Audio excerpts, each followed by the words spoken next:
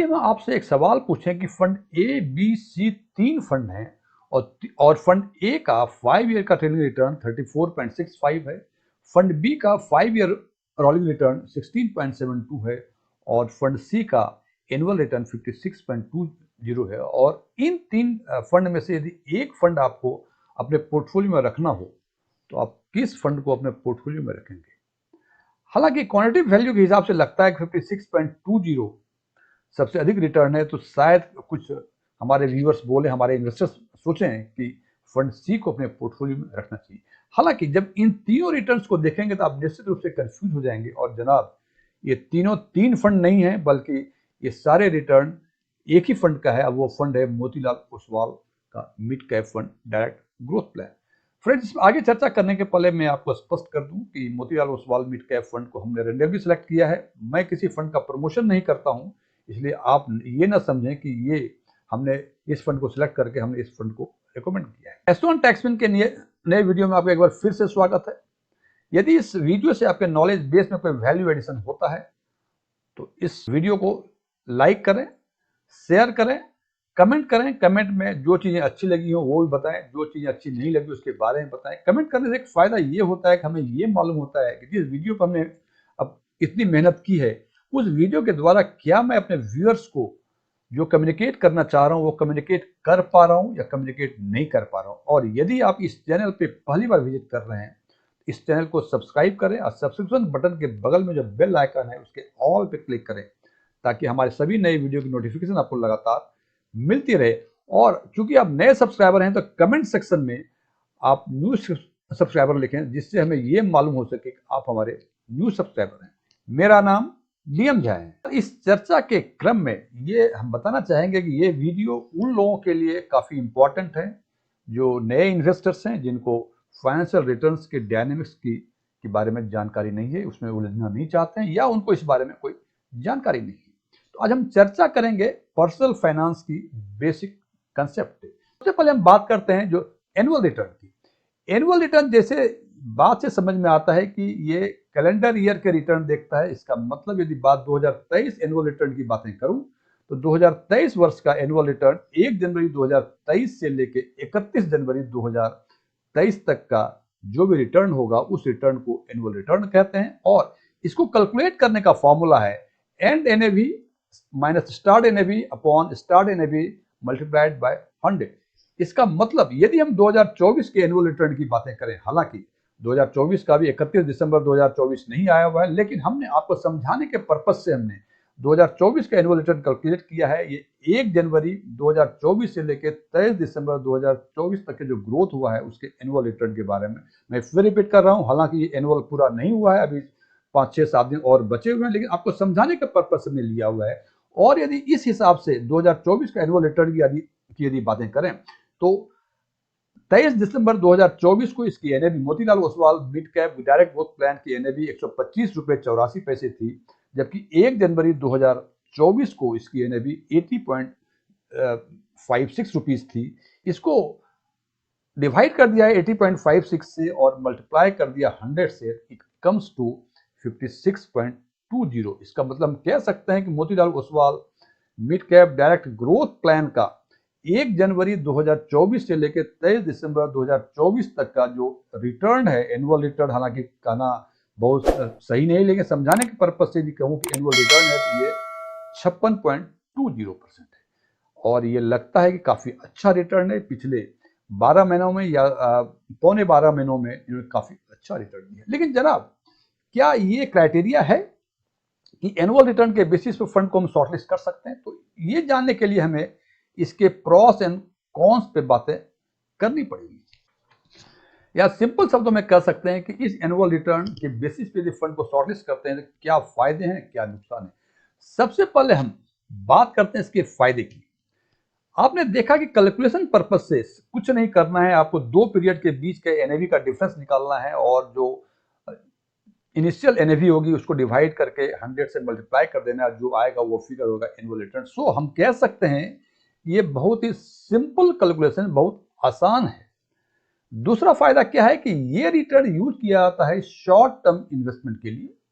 तो पहला क्या हुआ, simple to calculate, short term investment के लिए इसको यूज कर सकते हैं और इस रिटर्न को कई वर्षों का रिटर्न एक साथ दे सकते हैं। फॉर एग्जांपल यदि पिछले 5-6 साल के एनुअल रिटर्न की बातें करें तो हम देख सकते हैं कि 2018 का एनुअल रिटर्न 20 का, 21 का, 22 का, 23 का, 24 का अभी तक का कितना है वो। लेकिन सबसे बड़ी दिक्कतें इसमें क्या है कि ये इंडिविजुअली कोई पर्टिकुलर कैलेंडर ईयर का ही रिटर्न देख सकते हैं। यदि आप एनुअल रिटर्न के बेसिस पर कैलकुलेट करने की कोशिश करेंगे तो जो इन्फॉर्मेशन आएगा वो मिसलीडिंग इन्फॉर्मेशन आएगा। फॉर एग्जाम्पल यदि किसी ने कोविड पीरियड में किसी पर्टिकुलर फंड का रिटर्न देखा तो देखा होगा कि वो नेगेटिव रिटर्न, मोस्ट प्रोबेबली वो नेगेटिव रिटर्न ही रहा होगा। तो यदि ये सोच के कि 2020 में इस फंड ने नेगेटिव रिटर्न दिया है तो ये बहुत खराब फंड है, तो इस बेसिस पे यदि हम डिसीजन लेंगे तो ये डिसीजन गलत साबित होगा। दूसरा दिक्कतें क्या है कि चूंकि ये पॉइंट टू पॉइंट रिटर्न है, मींस 1 जनवरी से लेकर 31 दिसंबर तक के बीच का, फिर अगले साल 1 दिसंबर से 31 दिसंबर तक के बीच का, तो इसमें कंपाउंडिंग ये इफेक्ट नहीं आता है। तो दो चीजें हुई, इसमें कंपाउंडिंग इफेक्ट नहीं आता है और इस बेसिस पे यदि डिफरेंट एनुअल रिटर्न के बेसिस पे यदि कुछ डिसीजन लेंगे तो मिसलीडिंग इन्फॉर्मेशन मिलेंगे आपको।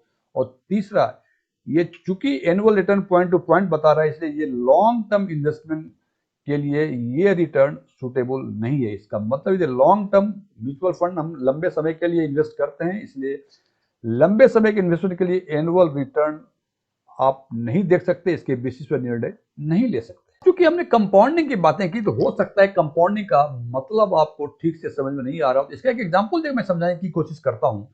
Compounding refer to the process where the value of an investment grows over time due to the reinvestment of earnings such as interest, dividends, capital gains, और simple term में कह सकते हैं earning on earning, या हम बोलचाल की भाषा में इसको ब्याज पे ब्याज कहते हैं।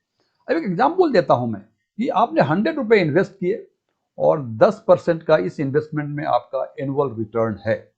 तो यदि आपने 3 साल का रिटर्न किया, यदि आपने 3 वर्षों के लिए इसको इन्वेस्टमेंट किया तो हमें लगता है कि 10% एक साल का तो 3 वर्षों का 30% हो जाएगा और 100 रुपए का 30%, 30 रुपीज, इसका मतलब कि 3 वर्षों के बाद ये 130 रुपए हो जाएंगे। जनाब इसमें हमने सिंपल रिटर्न निकाल लिया, आपने कुछ कंपाउंड नहीं किया। कंपाउंड का मतलब चूंकि 10% आपका एनुअल रिटर्न है, कंपाउंडिंग है, तो 100 रुपए आपने इन्वेस्ट किए तो एक साल के बाद ये 110 रुपए होंगे। फिर next year mean second year के इनिशियल से 110 रुपए पर 10% और होगा तो ये 121 रुपए हो जाएंगे।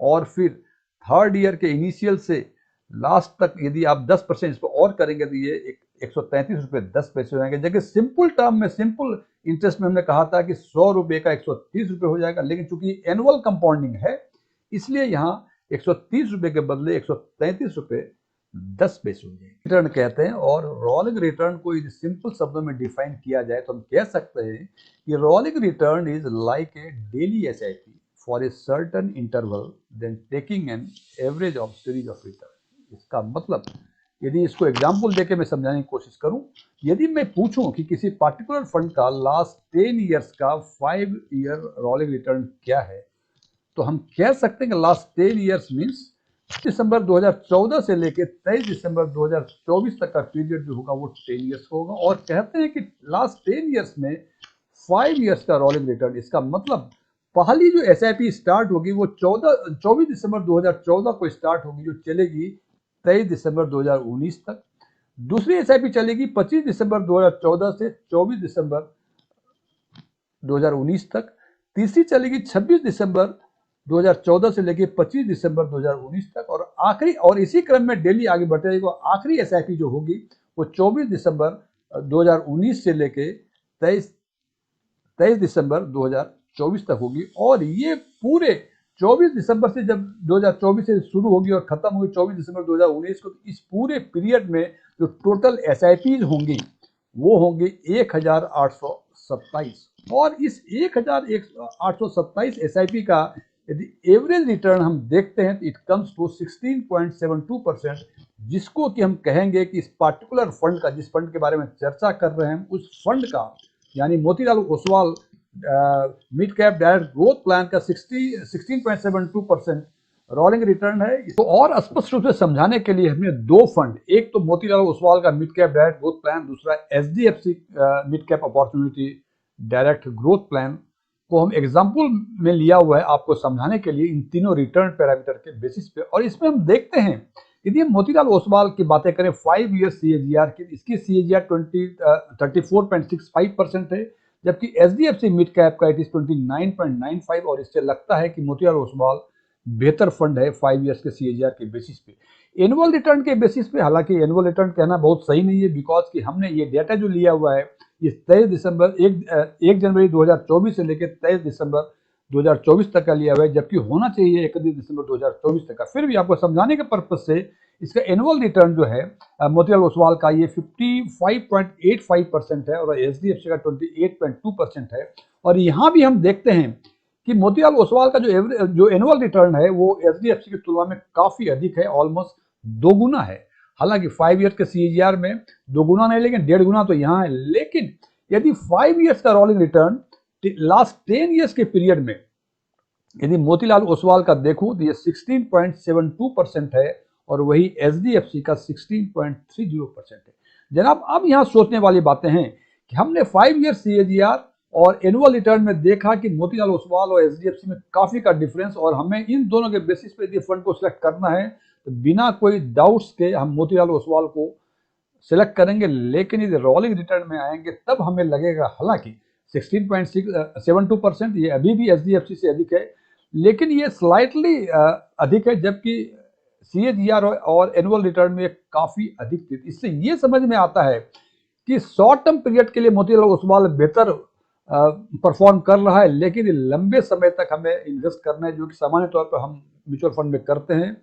तो मोतीलाल ओसवाल और HDFC में कोई विशेष फर्क नहीं दिख रहा है। अब एक पैरामीटर और, 5 ईयर्स के रोलिंग रिटर्न और लास्ट 10 ईयर में, चूंकि यहाँ डेली SIP देखी थी आपने 1827 थी, तो उसमें जो मिनिमम रिटर्न 1827 में हुआ है वो मोतीलाल ओसवाल का -0.27% भी आया हुआ है जनाब, जबकि HDFC का निगेटिव रिटर्न नहीं है, ये 0.79, ये जस्ट पॉजिटिव रिटर्न है। और यहां हम देखते हैं कि HDFC बेहतर परफॉर्म कर रहा है। तो ये एग्जाम्पल देने का पर्पस है, निर्णय आप खुद लें कि मोतीलाल ओसवाल बेहतर है, HDFC बेहतर है, लेकिन मेरा पर्पस ये था कि यदि आप CAGR और एनुअल रिटर्न के बेसिस पर ही फंड को शॉर्टलिस्ट करेंगे तो आपसे गलती होने की पूरी संभावनाएं हैं। इसलिए बेहतर है आप कि रोलिंग रिटर्न भी देखें, उसका एवरेज देखें, उसका मिनिमम देखें, उसका मैक्सिमम देखें, और इन सबको as a whole, all returns as a whole एक साथ रखें, इन टोटलिटी देखें और उसके बाद फंड को सिलेक्ट करें। Thank you.